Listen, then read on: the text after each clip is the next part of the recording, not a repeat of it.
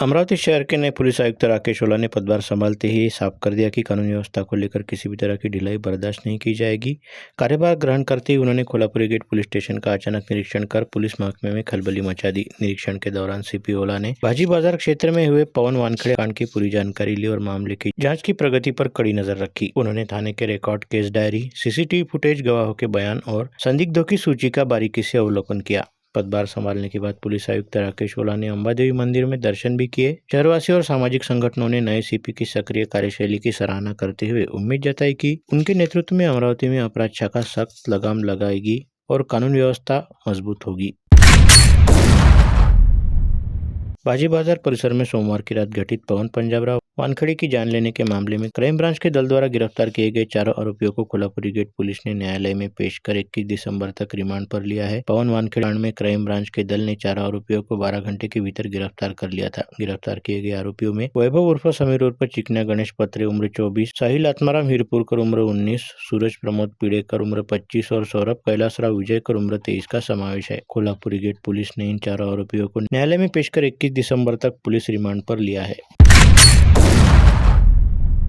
अमरावती शहर पुलिस की अपराध शाखा द्वारा अवैध पशु तस्करी पर बड़ी कार्रवाई की गई है। वलगांव में गश्त के दौरान मिली गुप्त सूचना के आधार पर सूफीनगर स्थित बाड़े पर छापा मारते हुए बांधकर रखे गए 24 गौवंशों को मुक्त कराया गया। इस कार्रवाई का नेतृत्व अपराध शाखा के वरिष्ठ पुलिस निरीक्षक संदीप चौहान के मार्गदर्शन में सहायक पुलिस निरीक्षक मनीष वाकोड़े ने किया। पुलिस टीम ने सूफीनगर स्थित मोहम्मद साकिब मोहम्मद जाकिर के गोठे पर छापा मारा, जहां बड़ी संख्या में गाय, बैल, कालवड़ व गोरे बांधकर रखे हुए थे। पुलिस जांच में सामने आया कि आरोपी गोवंश के स्वामित्व से संबंधित कोई वैध दस्तावेज प्रस्तुत नहीं कर सका। मुक्त कराए गए 24 गोवंशों की अनुमानित कीमत 5,20,000 रुपए जताई गई है। मुक्त कराए गोवंशों को आगे के संरक्षण व देखरेख के लिए दस्तूर नगर स्थित गौशाला में सुरक्षित रूप से भेजा गया।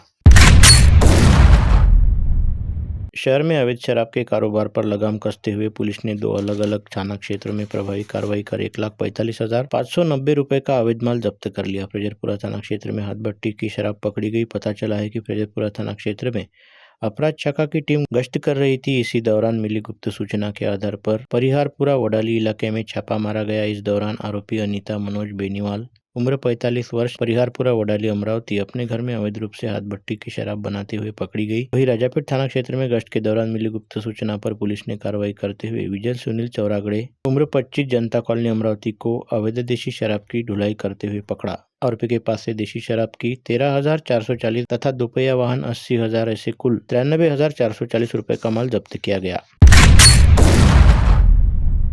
शहर के श्री राधे ऑयल मिल के संचालक का मोबाइल हैक कर 16,53,000 रुपए की ऑनलाइन ठगी करने वाले अंतर्राज्यीय गिरोह के एक सदस्य को झारखंड के जमतारा गांव से साइबर पुलिस के दल ने गिरफ्तार किया है। इस जालसाज के पास से 10 credit card, debit card, 2 passbook, 2 chequebook, कुछ आधार कार्ड के जेरॉक्स, 2 मोबाइल फोन और नगद 14,500 रुपए जब्त किए गए। गिरफ्तार किए गए आरोपी का नाम मृणाल बलाई चंद्र पांडे उम्र 26 है।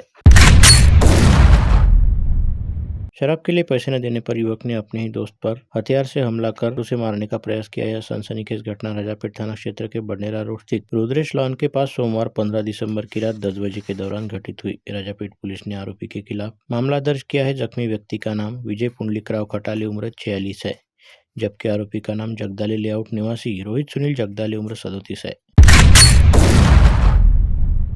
चांदू रेलवे मार्ग पर स्थित SRPF कैंप के मुख्य प्रवेश द्वार के पास ट्रक और 2 राज्य परिवहन मंडल की बसों के बीच जोरदार टक्कर हुई। सौभाग्य से कोई जनहानि नहीं हुई। यह दुर्घटना मंगलवार तड़के 4 बजे के दौरान घटी, जिसमें राज्य परिवहन मंडल की 2 बसों को भारी नुकसान पहुंचा। हालांकि बसों में उस समय कोई मौजूद नहीं था, जिससे एक बड़ी दुर्घटना टल गई।